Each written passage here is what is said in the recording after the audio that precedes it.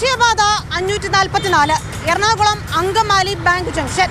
4 ഭാഗത്തു നിന്ന് വാഹനങ്ങൾ ചീറിപ്പാഞ്ഞു വരുന്ന ഈ ജംഗ്ഷൻ സംസ്ഥാനത്ത് തന്നെ ഏറ്റവും കൂടുതൽ വാഹന അപകടങ്ങൾ നടക്കുന്ന ബ്ലാക്ക് സ്പോട്ടുകളുടെ പട്ടികയിൽ ആദ്യ സ്ഥാനത്താണ്.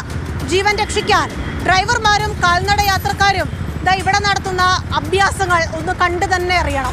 ദേശീയപാതയിലൂടെ അമിത വേഗതയിൽ പായുന്ന വാഹനങ്ങൾക്കൊപ്പം ഇരുവശങ്ങളിൽ നിന്നുള്ള വാഹനങ്ങൾ കൂടിയാകുമ്പോൾ സർവത്ര ആശയക്കുഴപ്പമാണ്. വീതി കുറവും അനധികൃത കയ്യേറ്റവും അപകടങ്ങൾക്ക് കളമൊരുക്കുന്നു. ബ്ലാക്ക് സ്പോട്ട് ലിസ്റ്റിൽ എത്തിയതിന് പിന്നാലെ അധികൃതരെത്തി പരിശോധന നടത്തി മടങ്ങിയതാണ്. എന്നാൽ അങ്കമാലി ബാങ്ക് ജംഗ്ഷനിൽ മാറ്റങ്ങളൊന്നും ഉണ്ടായില്ല.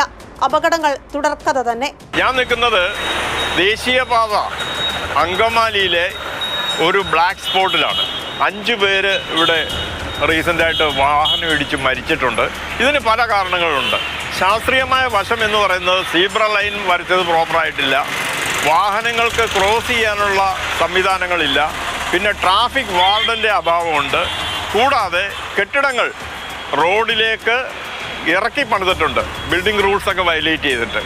ഇങ്ങനെ പല രീതിയിലും കൂടിയാണ് ഒരു ബ്ലാക്ക് സ്പോട്ട് ഡെവലപ്പ് ചെയ്യുന്നത്. അപകടങ്ങൾ പതിവായ ഈ ബ്ലാക്ക് സ്പോട്ടിൽ യാത്രക്കാർക്ക് റോഡ് മുറിച്ചു കിടക്കാനിട്ടിരിക്കുന്ന സീബ്ര ക്രോസ് ലൈനാണിത്.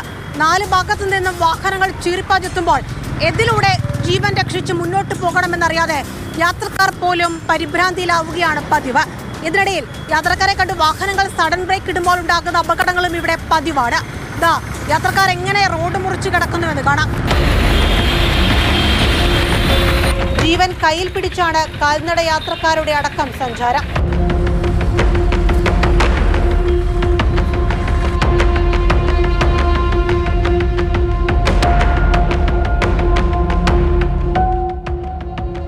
കഴിഞ്ഞ വർഷം 2 പേര് ഇവിടെ ഓട്ടോറിക്ഷ ബസ്സിൻ്റെ ആക്സിഡൻറ്റിൽ 2 പേര് മരിച്ചതാണ്. പിന്നെ എപ്പോഴും ഇവിടെ ഭയങ്കര, അതായത് ശനി ഞായർ നമുക്ക് ഇങ്ങോട്ടേക്ക് അടുക്കണ്ട, വളരെയധികം ബ്ലോക്കാണ്.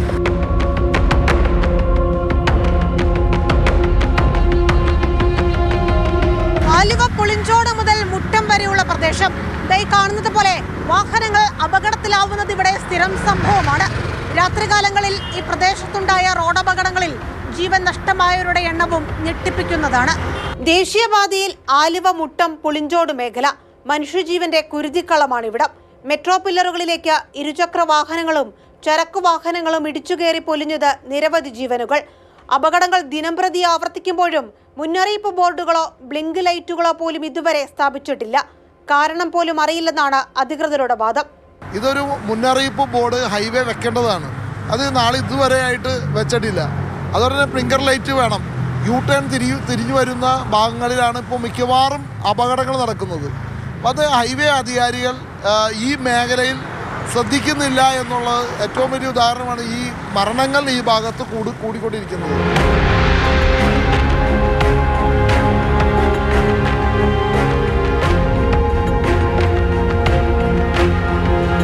ഇതര സംസ്ഥാനങ്ങളിൽ നിന്നുൾപ്പെടെ ചീറിപ്പാഞ്ഞെത്തുന്ന ചരക്കു വാഹനങ്ങളടക്കം സ്ഥിരം അപകടത്തിലാകുന്ന കൊച്ചി നഗരത്തിൽ ബ്ലാക്ക് സ്പോട്ടുകളുടെ എണ്ണത്തിൽ വലിയ വർധനവാണുള്ളത്.